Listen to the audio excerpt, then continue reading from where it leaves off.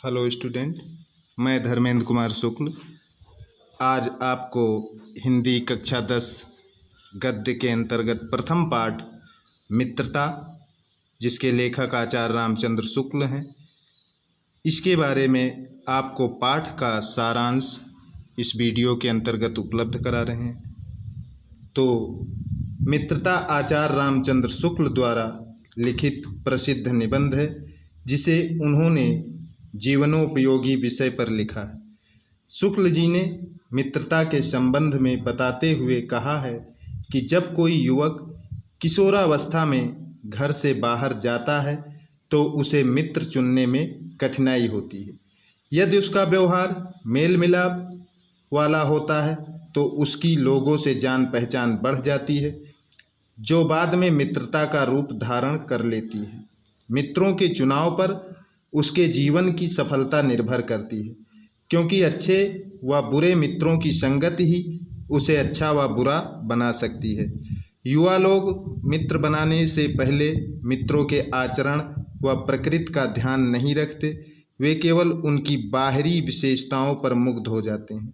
जबकि मनुष्य अगर घोड़ा भी खरीदता है तो उसके गुण दोषों को परख लेता है।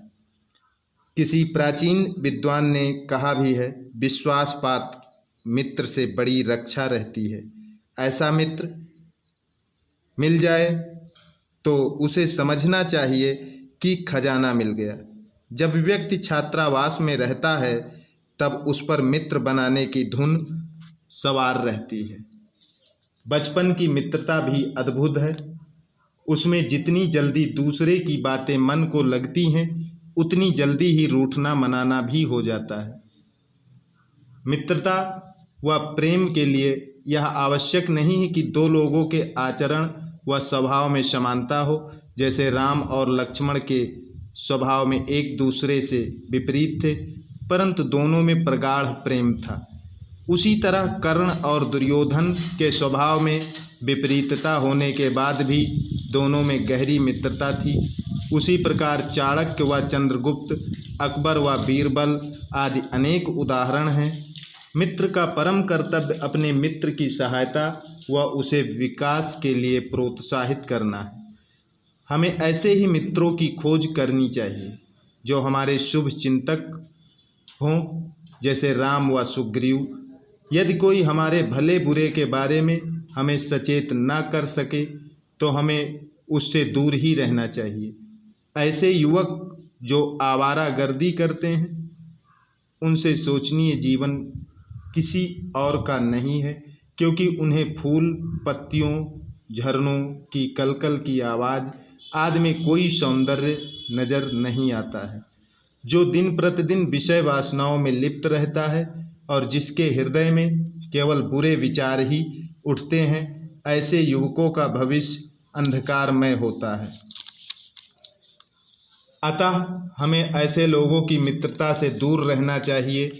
बुरी संगत बहुत भयानक होती है, क्योंकि यह व्यक्ति के सभी सद्गुणों का नाश कर देती है और दिन प्रतिदिन मनुष्य को पतन के गड्ढे में गिरा देती है।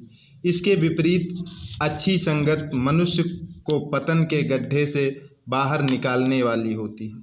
शुक्ल जी, जो इसके लेखक हैं पाठ के, कहते हैं कि इंग्लैंड का एक विद्वान इस बात के लिए हमेशा खुश होता था कि उसे युवावस्था में राज दरबार के स्थान नहीं मिला, क्योंकि वहाँ के लोगों की बुरी संगत उसके आध्यात्मिक विकास में बाधक होती थी। लेखक कहते हैं कि अश्लील व फूहड़ बातें करने वालों को तुरंत रोक देना चाहिए। यदि तुम सोचोगे कि तुम्हारे चरित्र के प्रभाव के कारण वह स्वयं चुप हो जाएगा तो ऐसा संभव नहीं है, क्योंकि एक बार मनुष्य जब बुराई की तरफ बढ़ता है तो वह नहीं देखता कि वह कहाँ जा रहा है, और उस बुराई के प्रति धीरे धीरे तुम्हारी घृणा कम हो जाएगी। अंत में तुम बुराई के भक्त बन जाओगे। इसलिए मन को स्वच्छ और उज्जवल रखने का सर्वोत्तम उपाय बुरी संगत से दूर रहना है, क्योंकि काजल की कोठरी में कितना भी चतुर व्यक्ति प्रवेश करे, उसे कालिख लग ही जाती है।